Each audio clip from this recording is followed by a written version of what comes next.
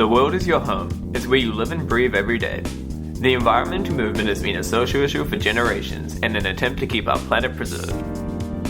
In 1962, a woman named Rachel Carson from the US released a book called Silent Spring, discussing the environmental effects of pesticides, sparking the environmental movement inside the US. In 1964, green parties had rapidly started to form across parts of Europe and Oceania.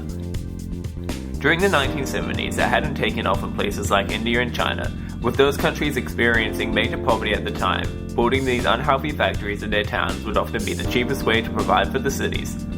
In 1993, head of China's Environmental Protection Agency, Guo Jinping, was responsible for a groundbreaking piece of legalization, a law that passed that would allow public participation in big projects by the Chinese government. This was a turning point, with conversation rapidly beginning over the environmental issues the country was facing. In 1994, the US had new political issues that would fall under the social movement. The ProPublica explained how most of its harmful waste seemed to be set up in minority communities, which would often lead to health problems inside these communities, leading to things like the New Orleans floods. In 2014, Greens hold more seats than ever, with 50 different seats inside Parliament in Europe, having members across 17 different countries.